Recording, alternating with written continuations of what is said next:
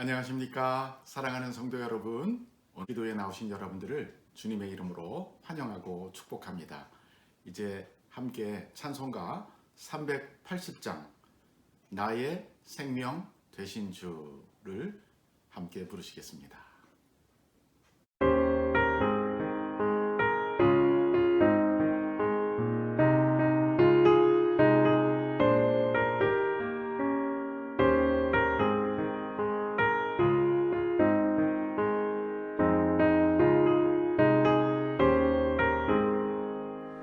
나의 생명 되신 주님 앞에 나아갑니다.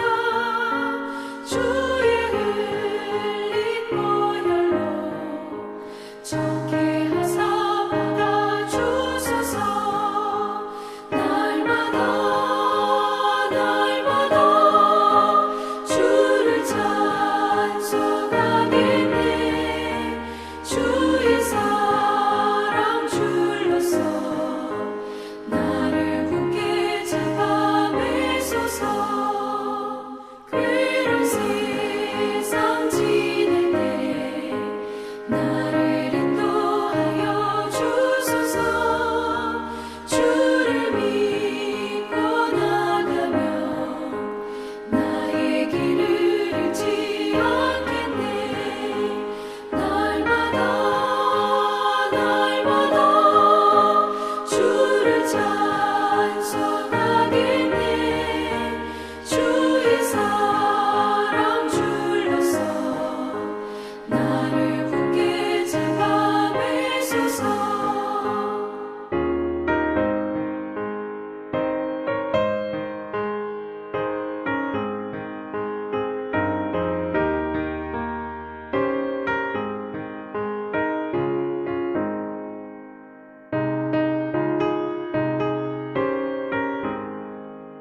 세상 살아갈 때 주를 더욱 사랑합니다. 밝고 빛난 천국에 나의 영혼 들어가겠네. 날마다 주를 찬송하겠네. 주의 사랑 줄로서 나를 굳게 잡아매소서. 아멘.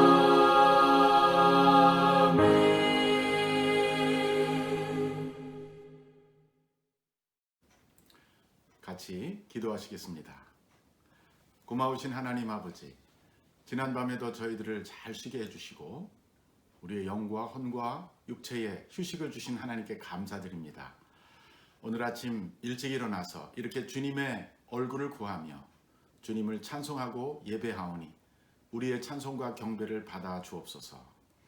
우리의 죄를 사하여 주시고 이 시간에 우리의 눈과 귀를 밝혀 주시사 하나님의 말씀을 읽을 때 또 들을 때 하나님의 음성을 듣게 하시며 주님의 뜻을 밝히 깨달을 수 있도록 성령께서 도와주시옵소서.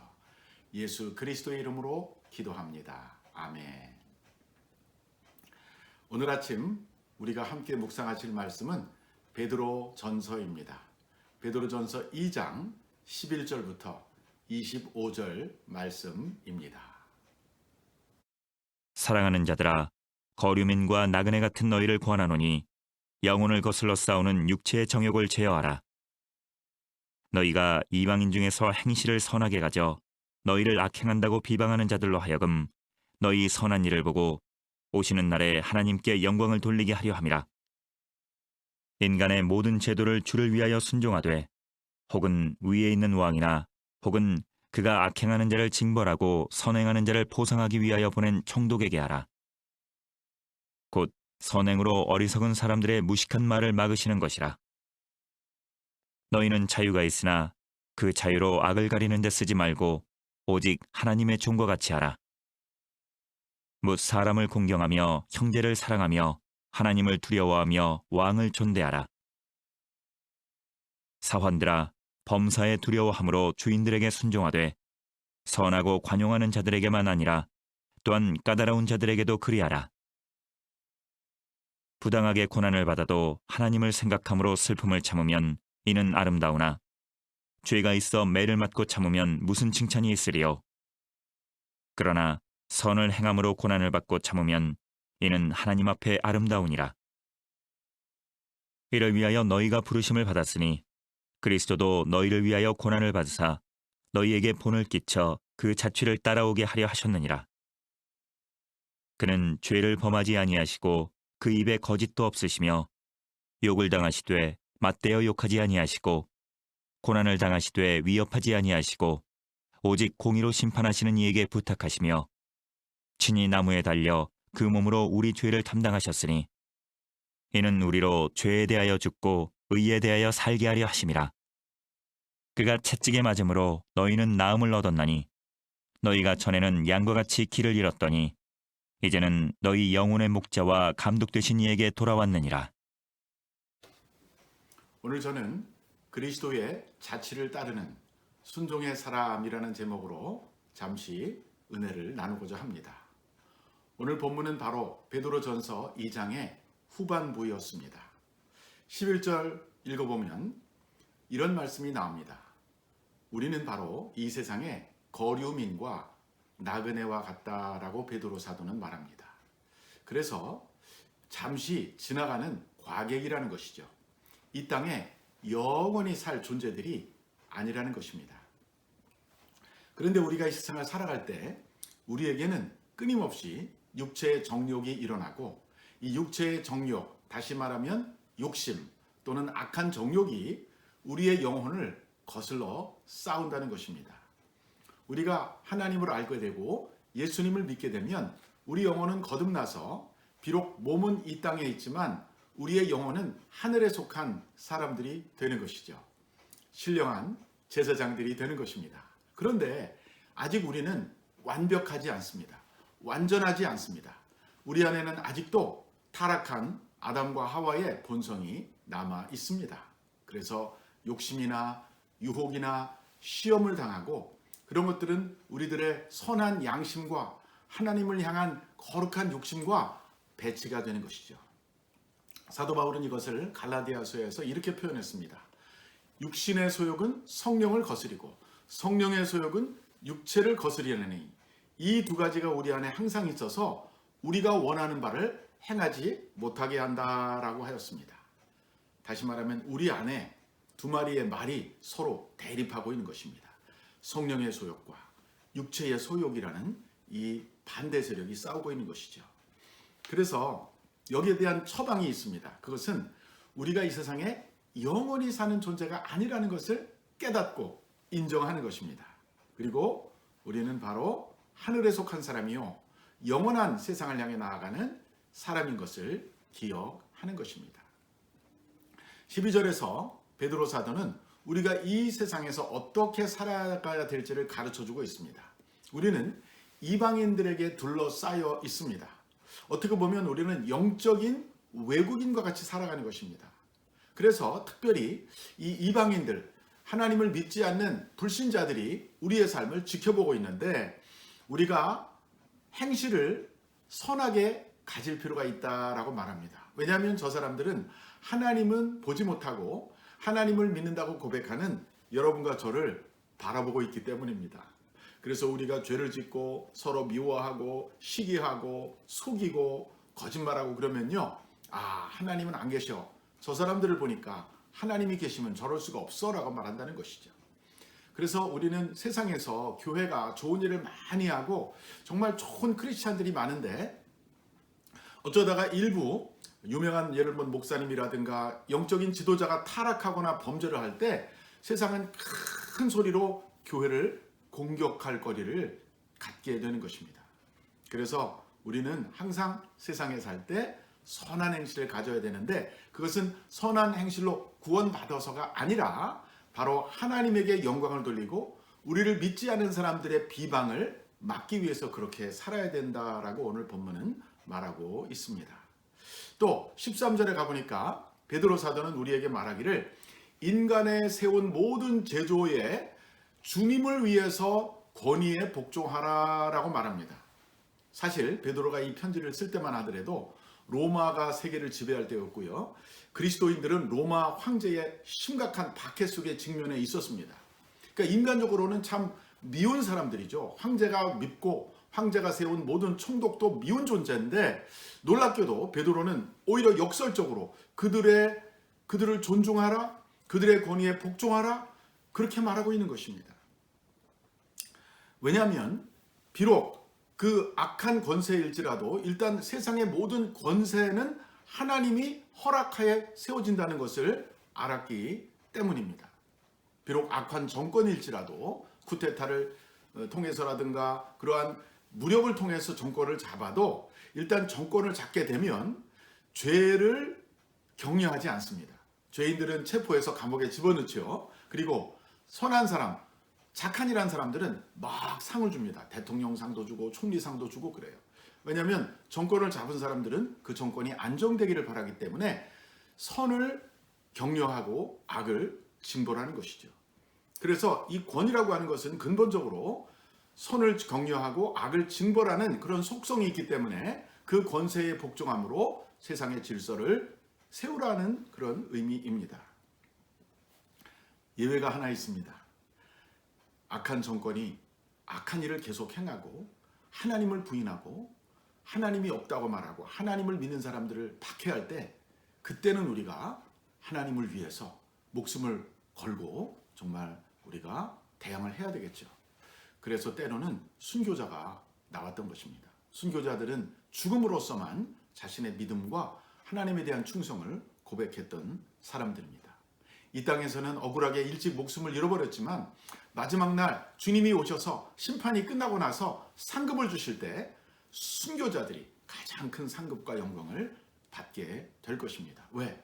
그들은 바로 세상에서 목숨을 걸고 하나님에게 충성했던 때문입니다. 또 19절 이하에 가보니까 베드로는 크리스찬들이 세상에서 부당한 고난을 받을 수 있다는 것을 인정하고 있습니다. 우리가 부당한 고난을 받을 때 막 불평하고 원망하고 그럴 것이 아니라 하나님을 생각함으로 그 슬픔을 참으면 그것은 아름다운 일이라 라고 말하고 있습니다. 아니 억울한 일을 당하는데 그것이 아름다운 일이라니요. 예, 맞습니다. 그러나 반대로 우리가 죄를 짓고 우리가 잘못을 저질러서 매를 맞는다면 그것은 하나도 칭찬받을 만한 일이 아니지만 우리가 선행을 하는데도 고난을 받는다면 그것은 하나님 앞에서 아름다운 일이라는 것이죠. 왜? 하나님께서는 모든 것을 다 보고 계시기 때문입니다. 그리고 21절에 보니까 우리는 이러한 일들 때문에 부름을 받았다고 말하고 있습니다. 여기서 그리스도의 예를 따르라라고 하는 권면이 나오는데 예수님도 사실은 죄가 없으셨잖아요. 빌라도가 그것을 인정했었지요. 3번이나 이 사람은 죄가 없다. 내가 때려서 놓으랴. 이렇게 물어봤을 때 군중들이 막 제사장의 사주를 받고 아마 돈을 받았을 것 같아요. 그래서 막 소리를 쳤던 것입니다. 그래서 군중들의 목소리에 의해서 처형이 되었던 분이시죠. 그러나 예수님께서는 그 고난을 거부하지 않으시고 십자가에 순순히 끌어올라 가셨습니다. 예수님께서 그렇게 말씀하셨던 기억도 나네요. 내가 지금이라도 12군단이 넘는 천사를 보내서 이 사람들을 내가 막을 수 없을 줄 아느냐? 근데 예수님께서는 그런 권세를 사용하지 않으시고 정말 털 깎는 자 앞에 끌려가는 양처럼 순수하게 십자가의 고난을 받으셨는데 그것은 바로 죄 없는 예수님의 죽음이 죄 없는 예수님의 그 십자가의 피가 우리의 죄를 사해 주셨기 때문입니다. 예수님은 그렇게 희생하심으로써 우리의 죄를 사하실 뿐만 아니라 둘째, 우리에게 본을 보여주셨다는 것이에요. example이 되었다는 것입니다. 그래서 이 세상에서 크리스찬들은 예수님처럼 그런 길을 걸어가기를 하나님께서 원하십니다. 때로는 우리가 억울한 일을 당하고 희생을 당하는 일이 있을지라도 예수님의 발자취를 따라가는 자들에게 하나님은 축복해 주신다라고 말씀하셨습니다. 그러면서 베드로는 21절에서 예수님의 행위를 이렇게 요약했습니다.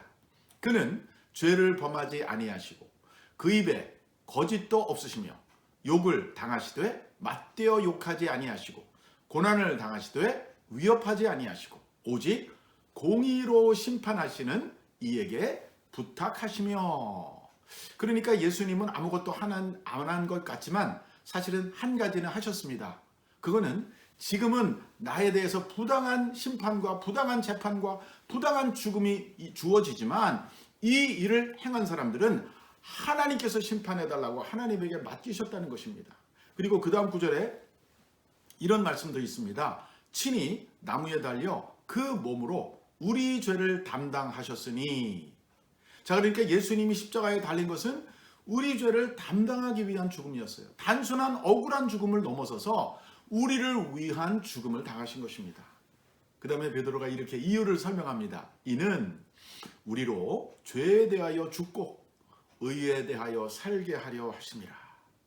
자, 그러니까 예수님의 십자가의 죽음은 그냥 단순히 우리의 죄를 사해주는 죽음을 넘어서서 이제는 죄에 대해서 예수님이 십자가에서 죽으신 것처럼 죽고, 영적인 죽음이죠. 그리고 의를 위해서 살게 하시려고 그렇게 하셨다는 것입니다. 한마디로 말해서 자기에게 악행하는 사람들에게 맞서 싸우지 않으셨습니다. 그렇게 대신 욕하지 않으셨습니다. 우리는 한 뼘을 맞으면 다른 두 뼘을 때리고 싶은 게 우리의 인지상정이죠. 그러나 예수님께서는 맞고 또 맞고 모든 것을 당하셨는데 그것은 아무것도 하지 않은 것이 아니라 공의로 심판하는 하나님의 손길에 맡기셨다는 것입니다. 예수님은 죄인인 우리를 위해서 또한 친히 나무에 달리셨습니다. 우리가 예수를 믿는다는 것은 단지 죄의 용서함을 받는 데서 그치지 않고 이제는 그분이 걸어가신 그 십자가의 길, 그분이 걸어가신 그 희생의 길, 그분이 걸어가신 그 용서의 길을 우리도 함께 따라가야 된다라고 오늘 베드로가 말하고 있습니다. 한마디로 말해서 그리스도의 발자취를 따라가라라고 본문이 말하고 있습니다. 이제 말씀을 다시 한번 정리해 보겠습니다. 첫째, 우리는 이 세상에서 나그네와 같은 존재들입니다. 이 인생 여정이 끝날 때가 곧 올 것입니다. 그때까지 우리는 참고 인내하면서 육체의 정욕, 마귀의 시험, 육신의 정욕의 모든 시험을 피하고 하나님이 기뻐하는 삶을 선택해 나가야 될 줄로 믿습니다. 둘째는 하나님은 인간의 세상에 세운 모든 권위와 제도들에게 크리스찬들이 순복하고 좋은 시민이 되라고 말해요. 좋은 국민이 되라고 말합니다. 그래서 주변에 있는 사람들이 우리들의 모습을 보면서 하나님은 정말 살아계시구나. 너희들을 보니까 나도 하나님을 믿어야 되겠구나. 그런 마음을 가지도록 하라고 하셨습니다. 마지막 세 번째는 예수님은 자기를 죽이고 박해하고 욕하는 자들에게 맞대항하지 않으셨습니다. 그리고 하나님에게 그것을 맡기셨죠. 그래서 우리도 예수님의 뒤를 따라서 우리들을 미워하고 우리들을 정말 공격하고 우리들을 대항하는 사람들에게 같이 싸우지 말고 하나님에게 맡기며 그들을 위해서 중보하고 또 우리가 꿋꿋하게 우리 주님이 걸어가신 길, 영광의 길, 부활의 길, 희생의 길, 그러나 생명의 길을 오늘도 내일도 걸어가시는 여러분과 제가 되기를 간절히 축원합니다. 아멘. 기도하겠습니다. 사랑의 주님, 나그네와 거류민 같은 우리가 이 세상을 살 때 나의 육체의 정욕이나 감정이나 욕심을 따라 살지 않고 오직 주님의 뜻을 분별하며 그 뜻을 따라 살아가게 하여 주시옵소서. 예수님께서 그렇게 하셨듯이 부당한 고난에도 슬픔을 참고 오직 공의로 모든 것을 심판하시고 판단하실 하나님에게 맡기며 살아가게 하여 주시옵소서. 우리를 위해 채찍을 맞으시고 우리의 모든 병을 고쳐주신다고 약속하신 우리 주 예수님께 감사와 영광을 돌려드립니다.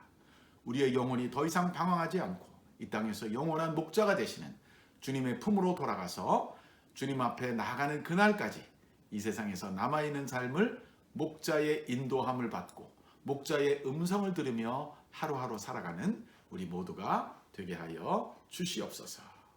주 예수 그리스도의 이름으로 기도하옵나이다. 아멘.